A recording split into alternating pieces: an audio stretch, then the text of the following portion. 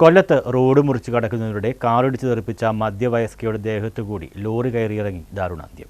ബുധനാഴ്ച രാവിലെ 6 മണിയോടെയാണ് അപകടം നടന്നത്. കൊല്ലം നിലമേൽ മുരുക്കുമണ്ണിൽ റോഡ് മുറിച്ചു കടക്കുന്നതിനെ തുടർന്ന് കാർ ഇടിച്ചു തെറിപ്പിച്ച ഐരക്കുഴി പ്ലാച്ചിറവട്ടത്ത് വീട്ടിൽ ഷൈല ബീവിയുടെ ദേഹത്തു കൂടി ലോറി കയറിയിറങ്ങിയാണ് മരണം സംഭവിച്ചത്. 51 വയസ്സായിരുന്നു. ബുധനാഴ്ച രാവിലെ 6 മണിയോടെയാണ് അപകടം നടന്നത്. രാവിലെ നടക്കുവാൻ ഇറങ്ങിയതാണ് ഷൈല.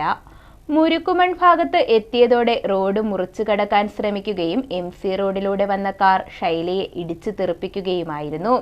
തുടർന്ന് വന്ന ലോറി ദേഹത്ത് കയറിയിറങ്ങി. ലോറി സംഭവസ്ഥലത്ത് നിന്നും നിർത്താതെ പോവുകയും ചെയ്തു. ഷൈലയുടെ മകന്റെ വീടിന് സമീപത്ത് വെച്ചാണ് ദാരുണമായ സംഭവം നടന്നത്. പോലീസ് എത്തി ഇൻക്വസ്റ്റ് നടപടികൾ പൂർത്തിയാക്കി മൃതദേഹം ആശുപത്രിയിലേക്ക് മാറ്റി.